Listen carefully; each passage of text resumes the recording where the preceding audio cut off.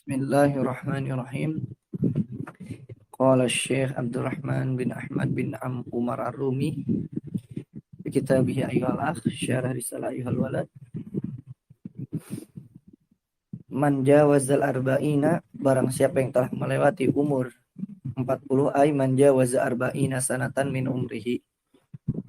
Arba'ina di sini maksudnya adalah arba'ina sanatan min umrihi, melewati umur 40 tahun.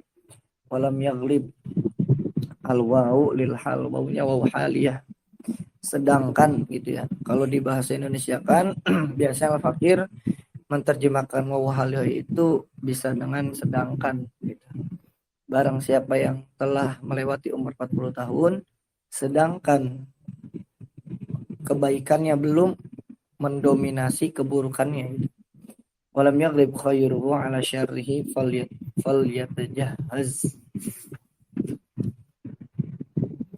falyatajahaz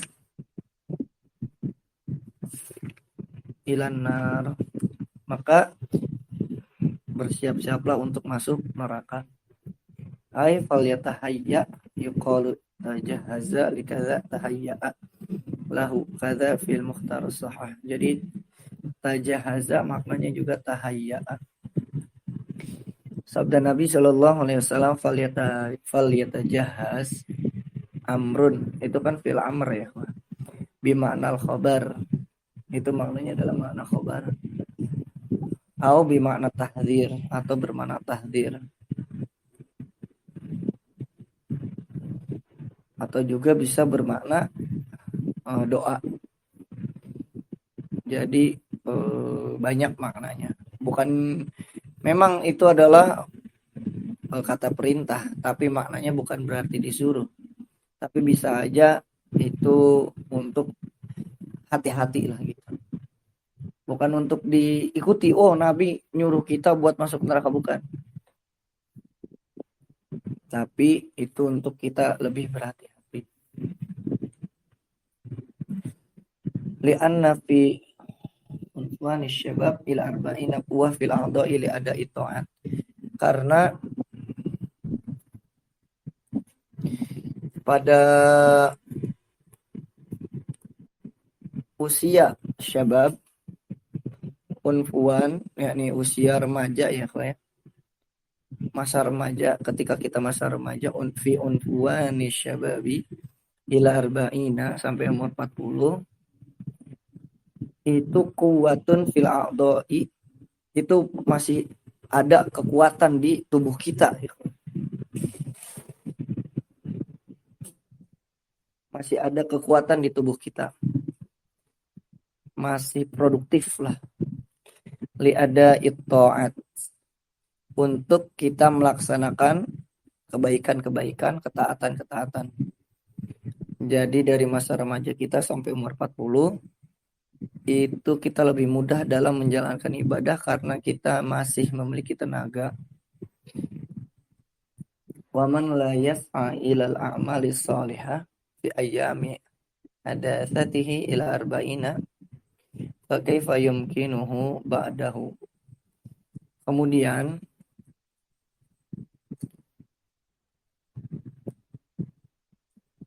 sa'yas'a, berusaha ya, berusaha mencari, bekerja keras, ikhtiar. Dan barang siapa yang tidak berusaha ilal a'malis sholihati, berusaha mengerjakan amal-amal soleh, di ayyami hadatsatihi, pada hari-hari, maksudnya hari-hari mudanya gitu ya, ila arba'ina, sampai umur 40, fa kaifa yumkinuhu ba'dahu, maka bagaimana dia mengerjakan kebaikan itu setelah melewati umur 40. Dari umur muda saja sampai umur 40, dia tidak berusaha melaksanakan kebaikan-kebaikan. Padahal usia tersebut adalah usia produktif, tenaga masih banyak, badan masih sehat, alhamdulillah. Tapi ternyata di umur produktif tersebut, orang itu tidak berusaha melakukan amal-amal kebaikan. Maka bagaimana mungkin orang tersebut melakukan amal-amal kebaikan setelah umur 40 tahun. Memang bisa saja terjadi, memang. Tapi nasihat ini untuk kita yang belum melewati umur 40 tahun.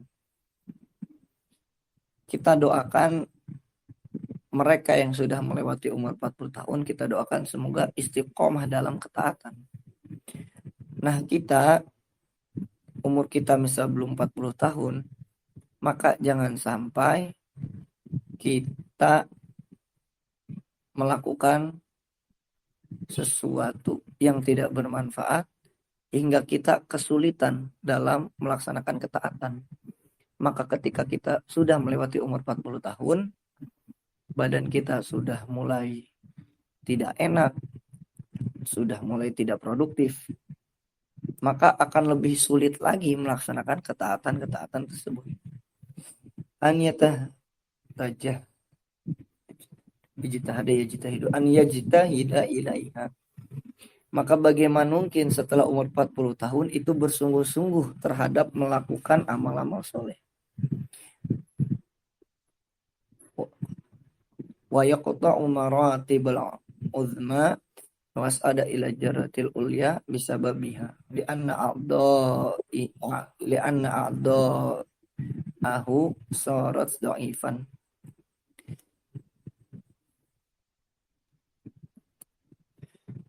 Dan kalau misalkan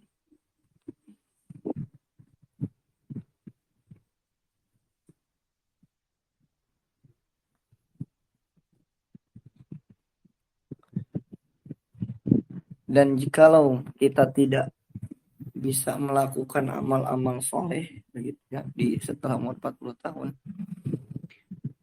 atau sebelum umur 40 tahun kita sudah malas-malasan, bagaimana mungkin kita bisa menaiki tangga gitu ya atau derajat yang tinggi.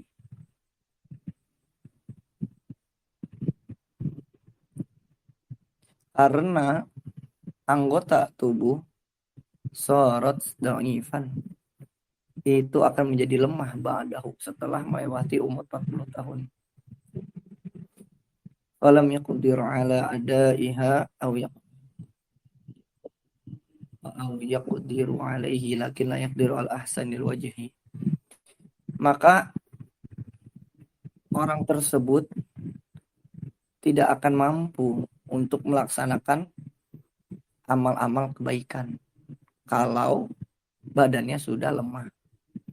Atau dia mampu akan tetapi tidak bisa melakukan yang terbaik.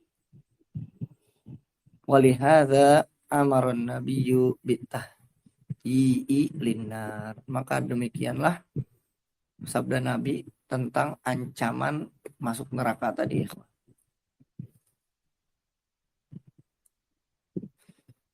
Jadi ketika umur kita itu di usia unfuwanis syabab ila arba'ina sampai umur 40, usia-usia produktif, usahakan kita melakukan ketaatan-ketaatan dengan tujuan semoga dengan kita melakukan ketaatan-ketaatan tersebut kita terbiasa, biasa sholat di masjid, biasa puasa sunnah, biasa tahajud, biasa sholat sunnah dan lainnya amal-amal kebaikan. Semoga ketika kita melewati umur 40, kebaikan tersebut masih bisa kita lanjutkan. Meskipun dalam keadaan yang lain, dalam artian mungkin setelah umur 40 udah mulai sakit, sholat dalam keadaan duduk, dan lain sebagainya. Yang penting, sebelum umur 40 kita memiliki kebiasaan yang baik. Wa'lam, musannif melanjutkan, dan ketahuilah, anna tabaqatiha, sesungguhnya tingkatan-tingkatan haknya ini kenar ya. Tingkatan-tingkatan neraka itu sab'un itu ada 7. Awaluha dan ada pun tingkatan neraka yang pertama adalah jahanam. Itu jahanam. Paling tinggi jahanam. Tsumma ladha, kemudian tsumma hutama, kemudian tsumma sa'ir, tsumma saqar, tsumma jahim, Semal hawiyah. Hawiyah di sini sebutkan fal asatu minal muwahhidin yadkhuluna jahanam, lazo, utama, sa'ir, sakor, jahim, hawiyah. Ada 7 ya, ikhwah. Fal usatu atau wasatu dan orang-orang yang maksiat minal muwahhidin dari orang-orang yang mentauhidkan Allah, yakni orang Islam, yadkhuluna tabaqatal ula, itu masuk ke neraka yang tingkat pertama, yakni jahanam. Tapi perlu diingatkan bahwasanya tingkatan-tingkatan neraka ini ulama khilaf ya. Wa nasara asaniyah. Dan adapun orang-orang Nasrani itu masuk pada neraka yang kedua, yaitu ladha.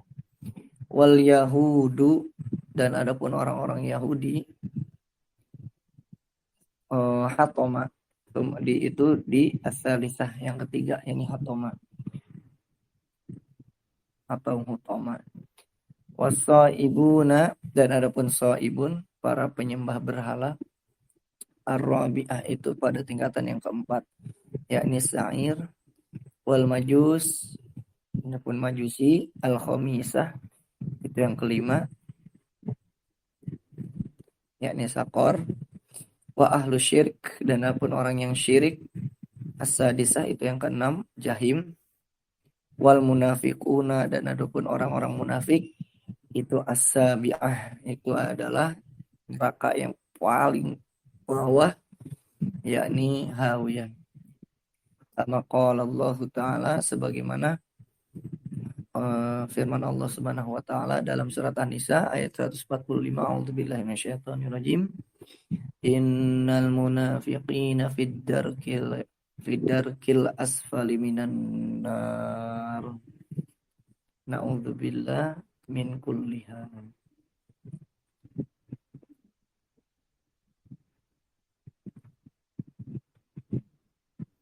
Allah berfirman di dalam surat An-Nisa ayat 145, innal munafiqina, sesungguhnya orang-orang munafik itu fidarki al asfali, itu ditempatkan pada tingkat yang paling bawah minan nar, dari neraka.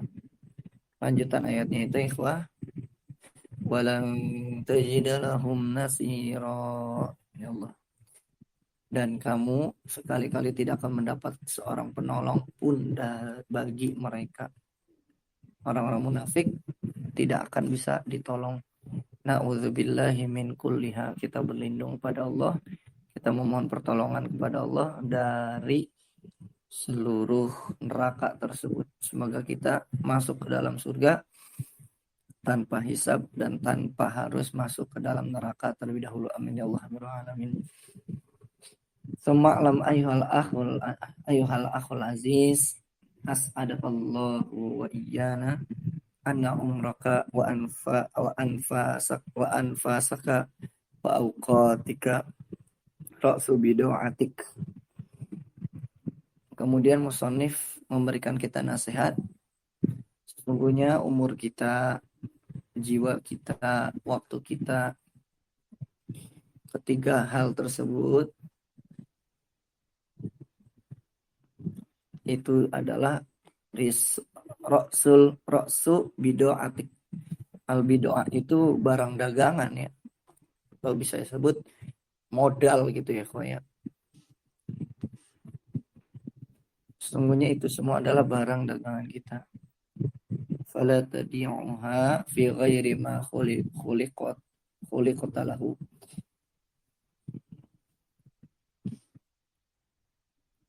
Maka dari itu, atau fala tudi'uha,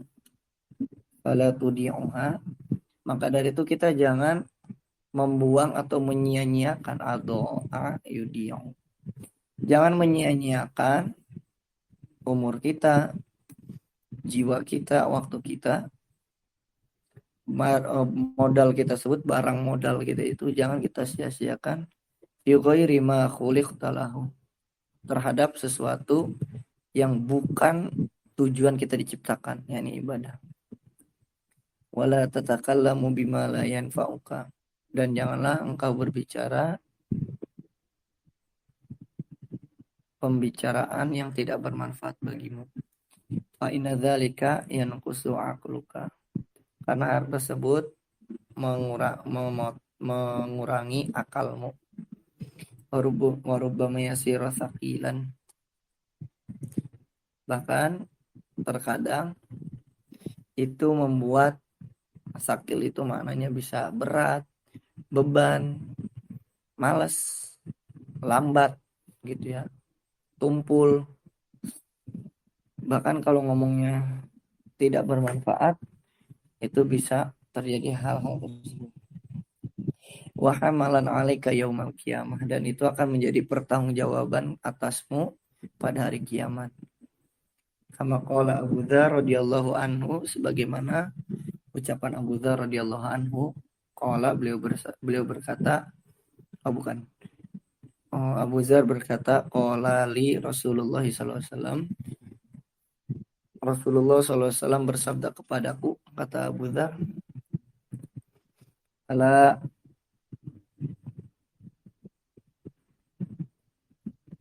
ala u'allimuka bi'amalin khafifin 'alal badani thaqilun fil mizani.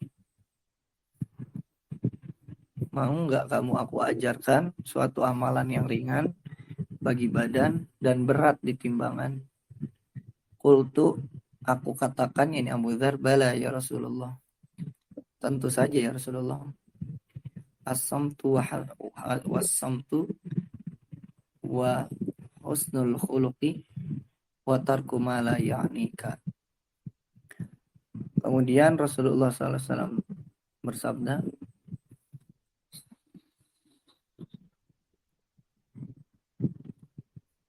samtu, diam, wa husnul khuluq, akhlak yang baik, wa tarku ma la ya'nik, dan meninggalkan sesuatu yang tidak bermanfaat bagimu.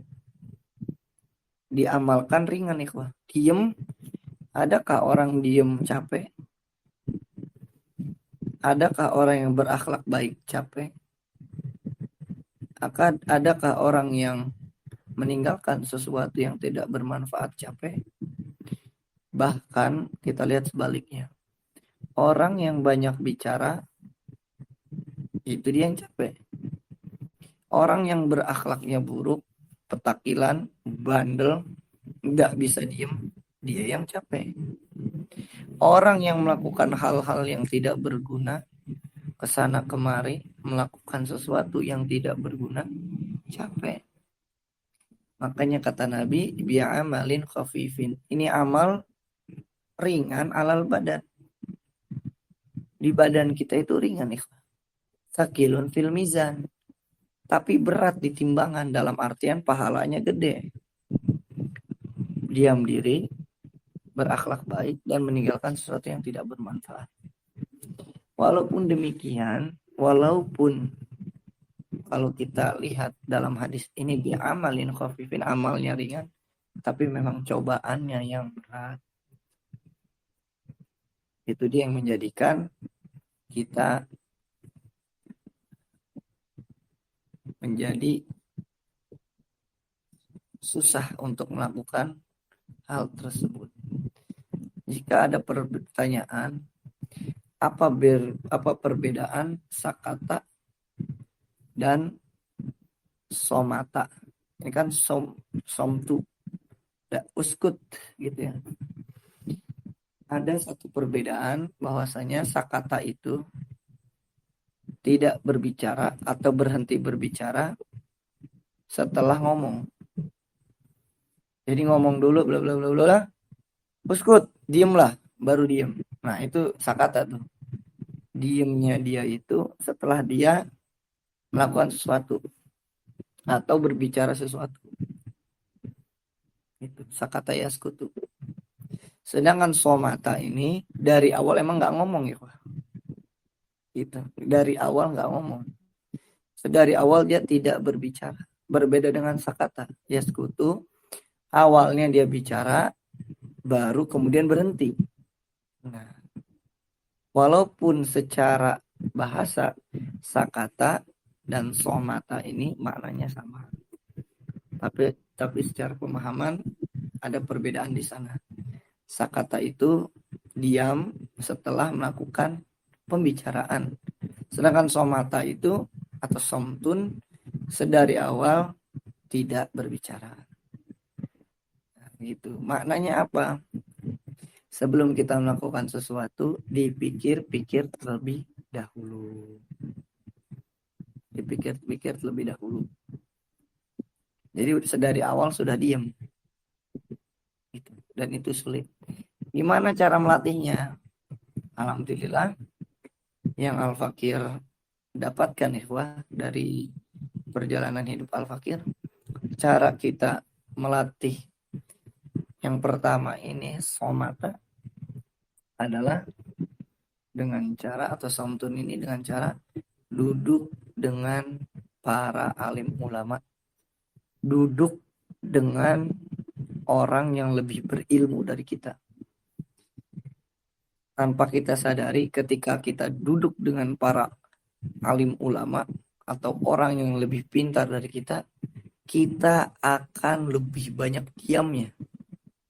Sedari awal, dari awal kita duduk sama mereka sampai bubar kita akan diam terus. Itu cara melatihnya, duduk bersama para ulama. Adapun cara melatih akhlak yang baik adalah kita harus mencari lingkungan yang baik terlebih dahulu. Karena kita itu akan meniru apa yang kita lihat, apa yang kita dengar, apa yang kita rasakan. Maka sebaik-baik pendidikan adalah pendidikan dari orang tua. Makanya disebutkan al-ummu hiya al-madrasatul ula atau al-ummu madrasatun ula. Ibu itu adalah sekolah pertama bagi anak-anaknya. Maka untuk melatih akhlak yang baik, sekolah pun harus memiliki kurikulum yang baik. Harus memiliki visi misi yang baik. Harus memiliki materi yang baik. Harus memiliki cara penyampaian materi yang baik. Sekolah. Dan adapun cara melatih meninggalkan sesuatu yang tidak baik adalah kita harus banyak-banyak membaca kisah-kisah Nabi, kisah para sahabat, kisah-kisah para alim ulama yang mereka benar-benar menghargai waktu. Syekh Abdul Fattah Abu Ghuddah itu mengarang suatu kitab namanya Qimatuz Zaman. Berharganya waktu, berharganya zaman. Dan masih dikaji oleh Syekh Yahya Al-Ghazali. Itu benar-benar ikhwah, ketika kita membaca kitab tersebut, maka kita akan mengetahui bahwasanya waktu itu benar-benar penting.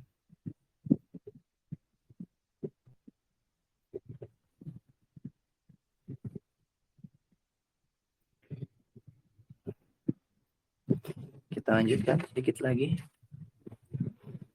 Kemudian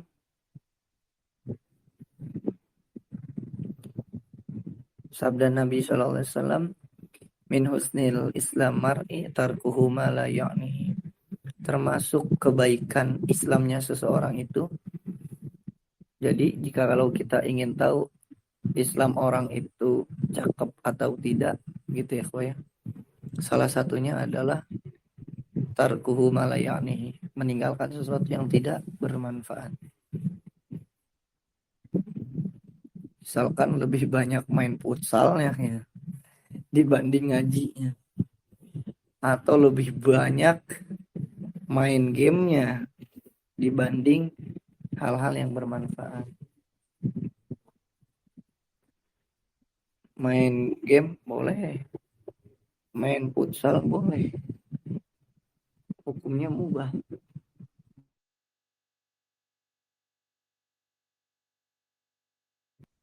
Tapi ketika kelewatan itu bisa menjadi haram. Tidak kelewatan tapi kebanyakan. Nah, inilah masuk kepada mala yakni sesuatu yang tidak berguna atau tidak bermanfaat. Wala manfaatan lahu minhu kadza fi syarril masabih.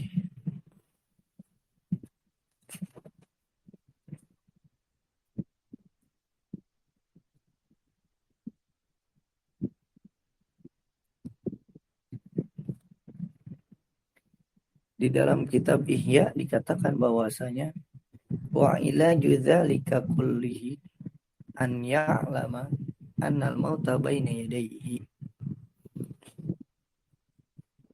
Salah satu obat atas itu semua yang tadi telah kita bahas, obatnya itu adalah hendaknya mengetahui bahwasanya kematian itu ada di hadapan kita. Wa annahu mas'ulun an kulli kalimatin, dan seharusnya sesungguhnya orang tersebut itu mengetahui bahwa dia itu adalah bertanggung jawab atas setiap huruf, setiap setiap kata yang keluar dari mulutnya. Jadi kita harus sadar dulu ya, bahwasanya setiap kata yang keluar dari mulut kita itu akan dipertanggungjawabkan. Wa anna anfasahu ra'su malihi. Dan sesungguhnya jiwa mereka itu, nafas mereka itu adalah modal mereka.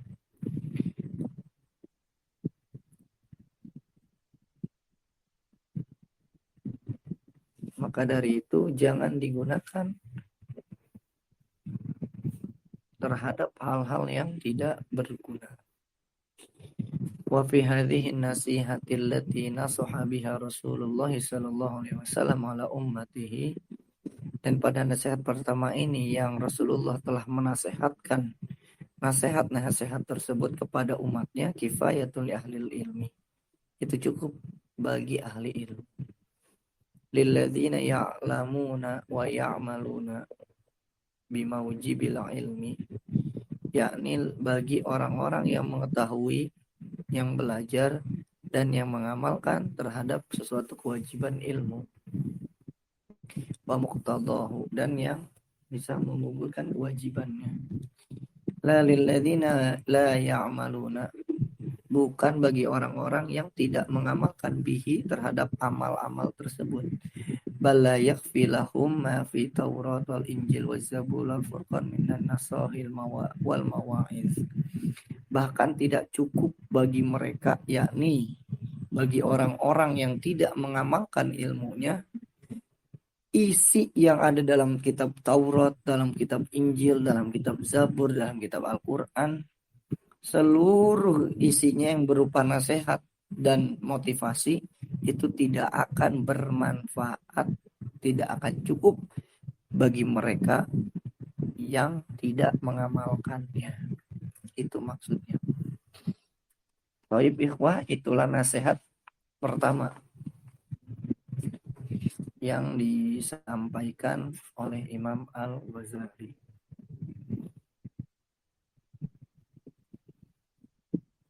Sebelum kita tutup, adakah yang ingin ditanyakan ikhwah?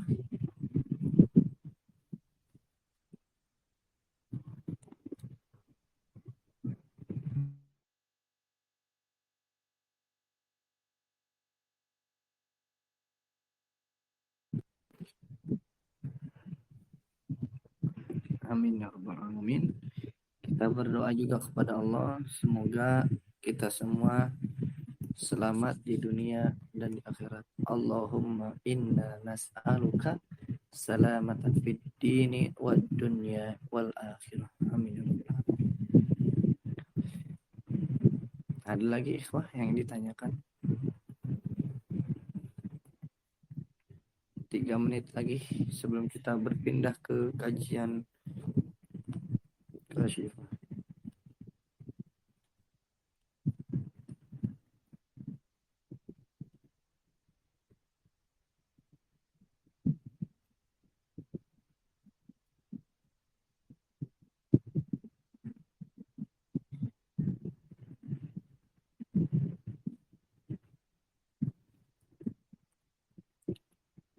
kita mempelajari kajian ini adalah untuk diri kita sendiri, ikhwan.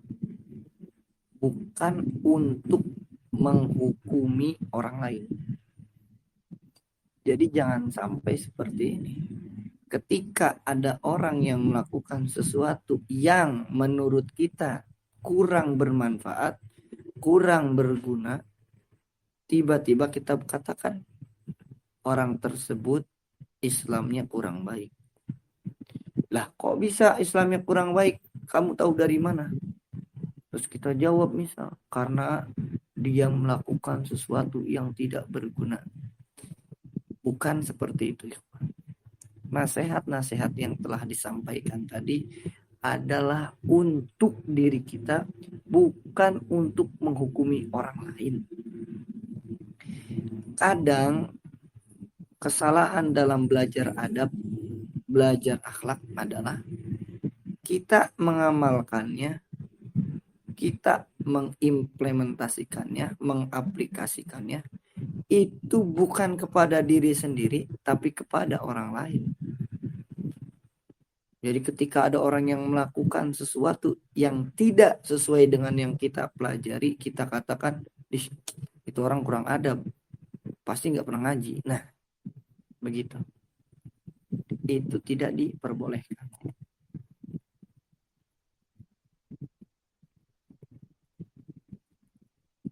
Karena apa? Karena tujuan kita belajar bukanlah untuk menghukumi orang lain, tapi untuk diri kita sendiri. Bisa dipahami ya, kawan ya? Karena kalau untuk menghukumi diri sendiri, waduh capek sekali kita belajar, tapi kerjaan kita jadi juri gitu bagi orang lain. Dia kurang baik, dia baik, dia kurang baik, dia baik. Yang kurang baik itu adalah perilakunya, bukan orangnya. Jadi kalau mau omongin perilakunya tanpa menunjukkan orangnya. Gitu. Kecuali memang darurat. Dalam artian ini orang udah kelewatan. Sebutin orangnya, itu diperbolehkan. Itu seperti permasalahan di gibah nanti ya. Ada nanti kita bahas gibah panjang lebar. Di situ nanti dijelaskan tentang permasalahan gibah. Baik ikhwah, kita akhiri. Insya Allah nanti kita lanjutkan pada majelis yang lain. Semoga bermanfaat bagi kita semua. Akhirul kalam. Wassalamualaikum warahmatullahi wabarakatuh.